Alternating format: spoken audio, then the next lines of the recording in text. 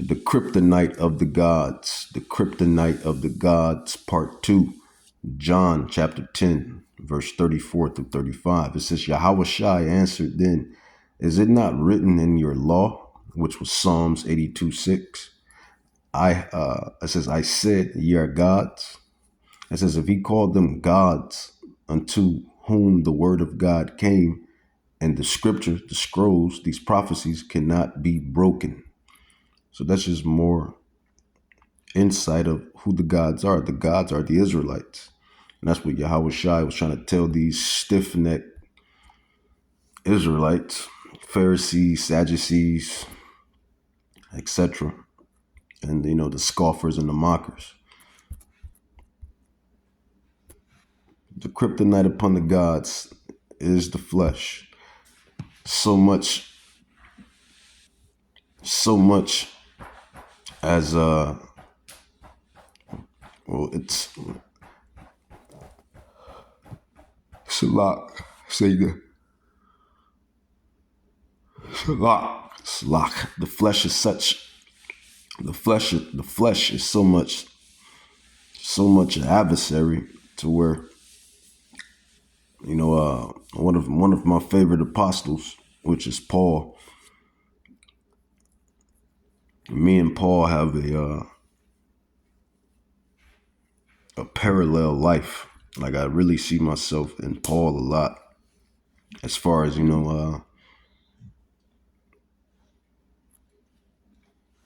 this portion of it here. But Romans 7, it says, for we know that the law is spiritual, but I am carnal, sold under sin. The kryptonite, that kryptonite is the flesh. This is why we're sold under sin. Adam and Eve. Adam was the fall of man. And Yahweh Shai, he was the rise of men. Adam was the fall of man, and Yahweh Shai HaMashiach, whom they called Jesus. Yahweh Shai, he is the rise of men. So we're sold under sin by the way of Adam. And what is sin according to the Bible? Let's grab it. What is sin? 1 John.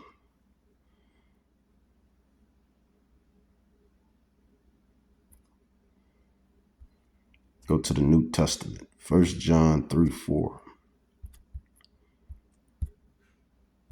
1 John 3:4, it says,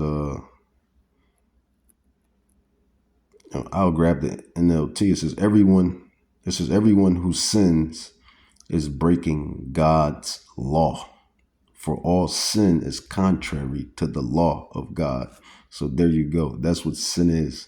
Sin verbatimly is breaking God's law. That's what sin is. And we'll read it in the KJV. It says, whoever committeth sin transgresseth also the law, for sin is the transgression of the law. And that is what the gods, who are the gods? The gods are the Israelites. Romans 9:4. As this lesson is entitled, the kryptonite upon the gods. The kryptonite upon the gods. Romans 9:4, who are Israelites, to who pertaineth the adoption and the glory and the covenants and the giving of the law and the services of Yahweh and the promises. NLT, it says, they are the people of Israel, chosen to be God's adopted children. God revealed his glory to them. Yeah, Abraham, Isaac, Jacob. He made covenants with them. Yeah, the blood covenant. Remember the blood covenant with Moses and the Israelites in the wilderness. He only deals with the Israelites. It says he made covenants with them and gave them his law. He gave them the privilege of worshiping him and receiving his wonderful promises. Abraham, Isaac, and Jacob are their ancestors. Yeah, you so-called Negroes, Latinos, Native Indians. And all of you Israelites that scattered amongst the four corners of the earth, who look like the other nations. It says Abraham, Isaac, and Jacob are their ancestors. Yes, they're our ancestors. We are the Israelites. We are the royal, regal people that have been taken crafty counsel against, as Psalms 83, 1-6 states. It's all prophecy. It's all scrolls. It all makes sense. It's all unraveling. It all comes together. Abraham, Isaac, and Jacob are their ancestors. And Hamashiach himself, who these damn devils, these Edomites specifically, who they call Jesus or Christ. It says Abraham, Isaac, and Jacob are their ancestors. And Yahushua himself was an Israelite as far as his human nature is concerned. And he is God, the one who rules over everything and is worthy of eternal praise. Amen. That's amazing. That is amazing. And when it says God, it's saying he's a power. He's not Yahweh. He's not the Father. He's not Abba. You have some of these Bible casuals and these Christians that's confused on that note as well, where they put the Son in the place of the Father. And it says, and he is God. It's talking about he is a power. He is a great power, a great authority as his Father, as our Father, Yahweh, the Ancient of Days. So that's a good deal. That's a good deal. Romans 7, it says, for we know that the law is spiritual, but I am carnal and sold under sin. For that which I do, I allow not. For what I would, that do I not. But what I hate, that I do.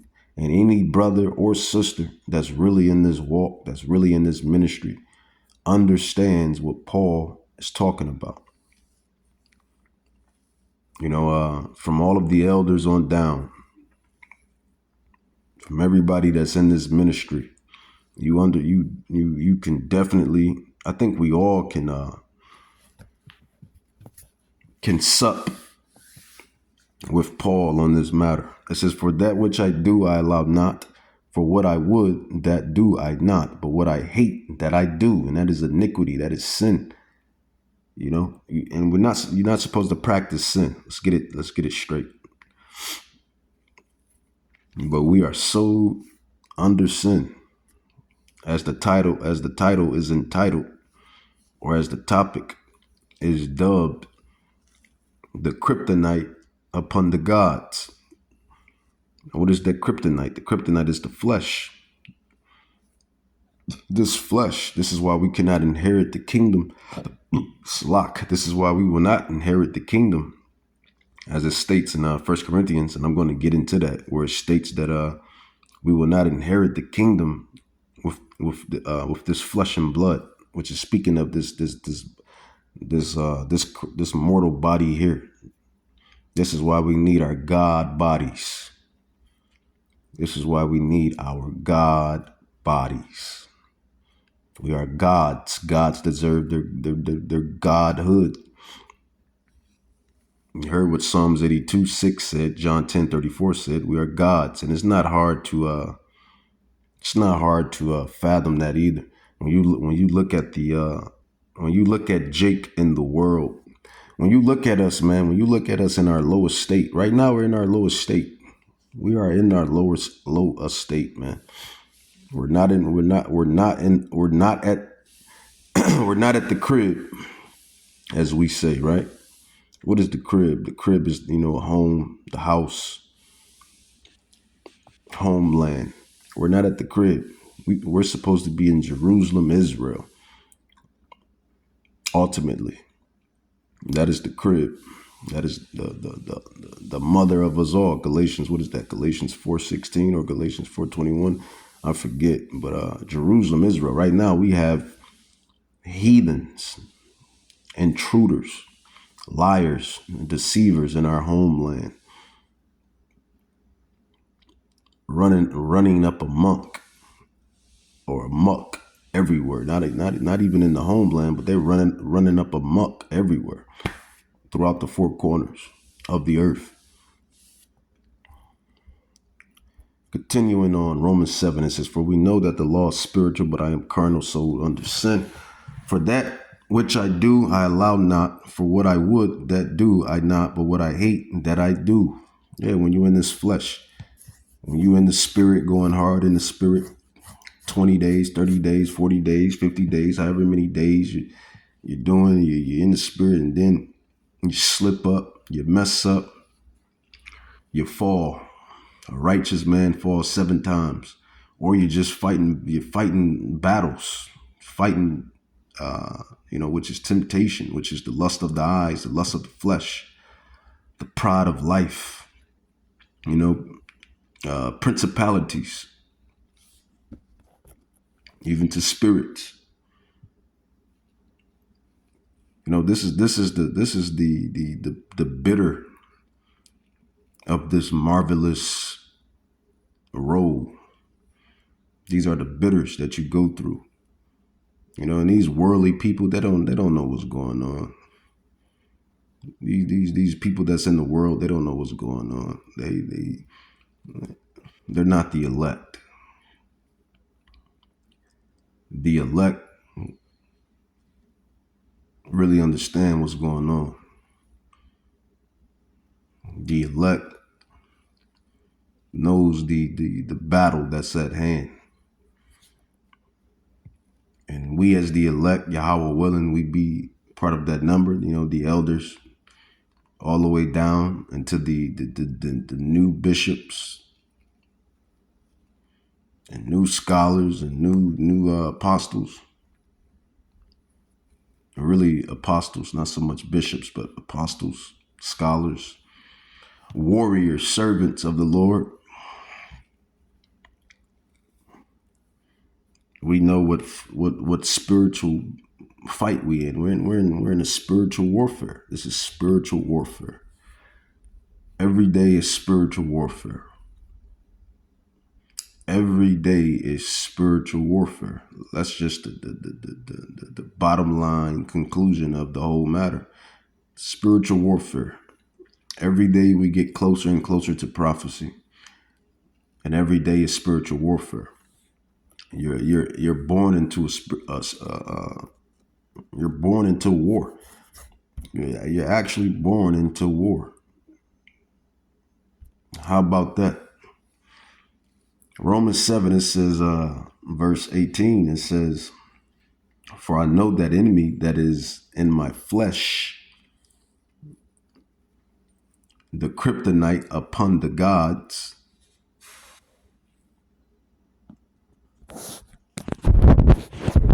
the kryptonite upon the gods, the kryptonite upon the gods." It says, "For I know that enemy that is in my flesh dwells no good thing. For to will is present with me, but how to perform that which is good I find not. For the good that I would, I do not, but the evil which I would not, that I do." Right. Doing everything right in the spirit. You in true spirit mode. You in true spirit mode, true priest mode, true Levitical Levite. You're in true Levite mode. The Levites, the Haitians, the Levites, they are the Levitical priesthood. They are the priest. So when you really in spirit mode, you're really in Levite mode. You're in priest mode. So when you're in priest mode, doing your thing, spirit mode, priest mode, and boom, you go off. Boom, thoughts. Boom, temptations. Boom, whatever it may be. This is the spiritual warfare, the spiritual fight.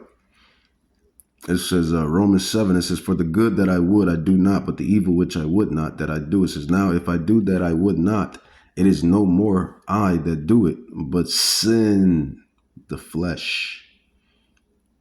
This flesh, the kryptonite of the gods, as I dubbed this series of lessons.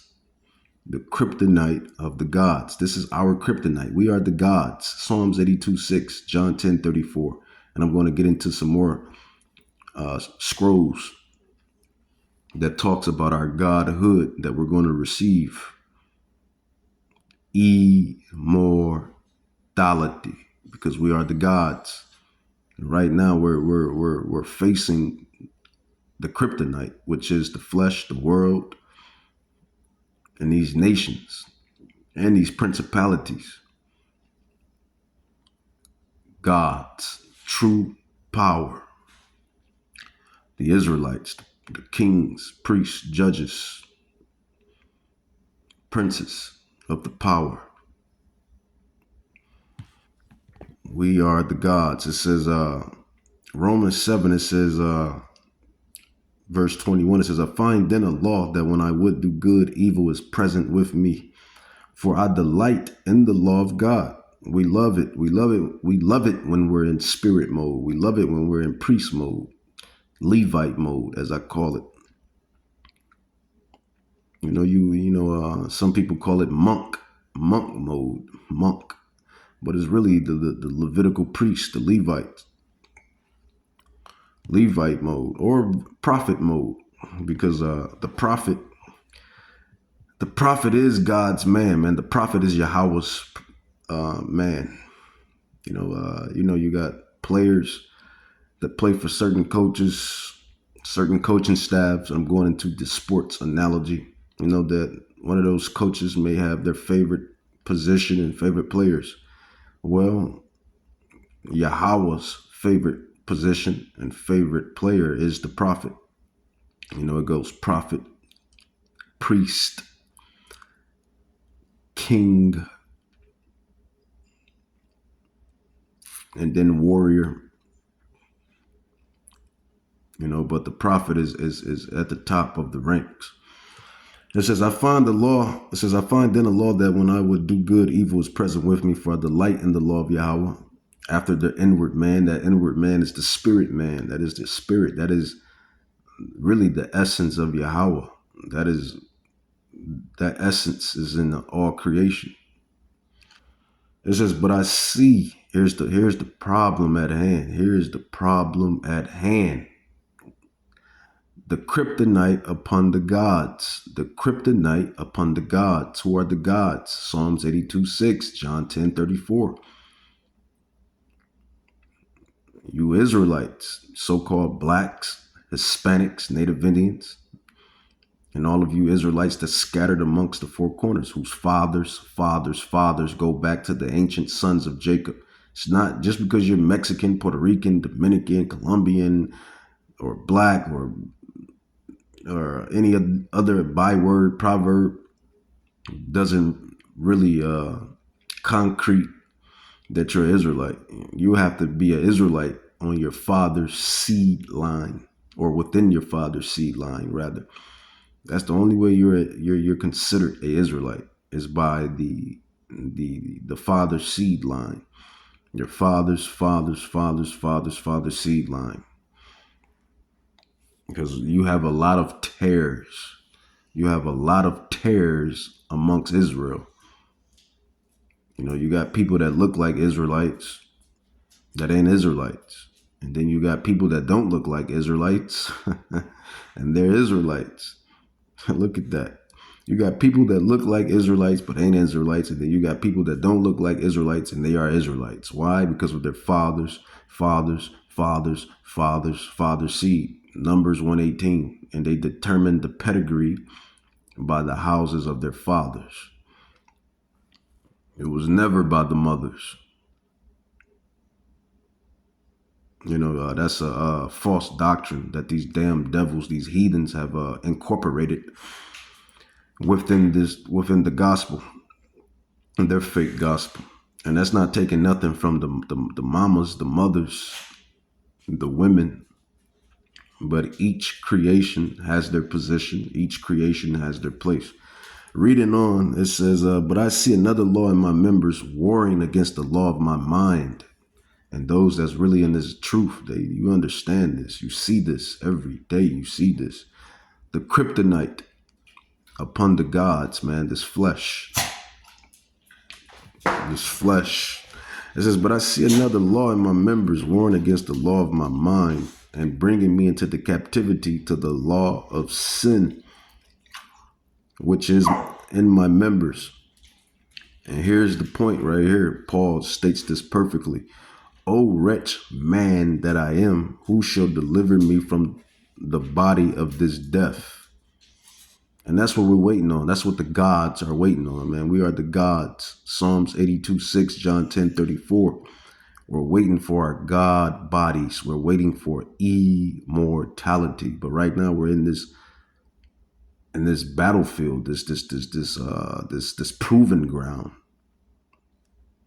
This spiritual warfare, this spiritual war, this proven ground, this battlefield. We have to fulfill our lot to receive our godhood, our God bodies. Our God bodies, man. So let's grab that Job. What is Job? See, this is what these Christians and Bible casuals and those that don't have the top tier wisdom and top tier knowledge, this is what they don't have. This is what they don't understand. You know, this is why we are the true apostles, the true prophets, the true scholars, the true Hebrew Israelites, bloodline descendants, the gods. We have the top tier wisdom. We have the top tier knowledge. The Spirit is working with us. The Spirit is working with us. We know the prophecies. They resonate with us. So you Bible casuals and you Christians, you can't tell us no different.